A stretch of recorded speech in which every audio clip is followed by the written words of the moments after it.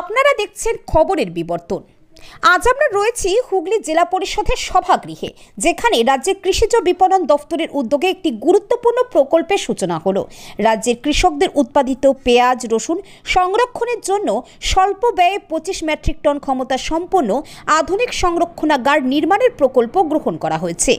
এই প্রকল্পের মূল লক্ষ্য কৃষকদের পরিশ্রমের ফসল যাতে নষ্ট না হয় এবং তারা ন্যায্য মূল্য পান, সেই দিকটিকে গুরুত্ব দিয়ে রাজ্য সরকার এই পদক্ষেপ নিয়েছেন। রাজ্যের কৃষি মন্ত্রী বেচারাম মান্না তিনি কি বলছেন, দেখুন সেই দৃশ্য। দেখুন, আমাদের পেঁয়াজ একটা টাইম বামপন্থী আমলে চাষ হতো না। আমরা এ রাজ্যের মামাটি মানুষের সরকার মাননীয় মুখ্যমন্ত্রীর উদ্যোগে আমরা পেঁয়াজ চাষ বহুগুণ বাড়িয়েছি, কিন্তু পেঁয়াজের সংরক্ষণের প্রয়োজন, যা কৃষকদের সুবিধা হবে এবং শুধু সংরক্ষণ করলে বাইরের ক্রেতারাও সস্তা মূল্যে পেতে পারে। সেই জন্য আমরা পেঁয়াজ গোলা আমরা তৈরি করার সিদ্ধান্ত নিয়েছি।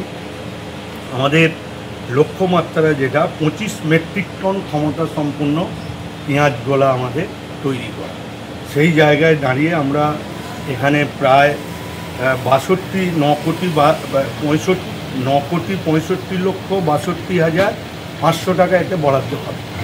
সারা রাজ্যে 2261 জন আবেদন করেছে এবং এর পরিপ্রেক্ষিতে আমাদের হুগলি জেলায় আজকে আমরা 175টি মোট আমাদের সিলেক্ট করা হল।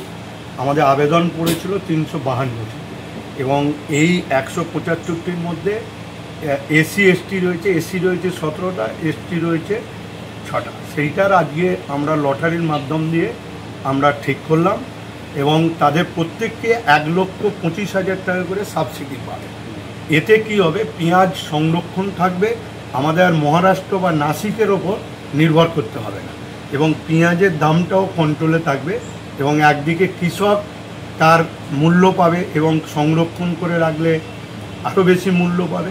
আবার আমরা এই যে মাঝে মধ্যে 100 টাকা কেজি পেঁয়াজ হয়ে যায়, সেটা থেকে বঞ্চিত হতে চাষিরা পেঁয়াজ চাষে এতে আরও উৎসাহ পাবে এবং আমরা চাইছি সেই উৎসাহ দেওয়ার জন্য যত রকমের সহযোগিতা সরকারের তরফ থেকে পেঁয়াজ বীজ যত রকমের সহযোগিতা আমরা।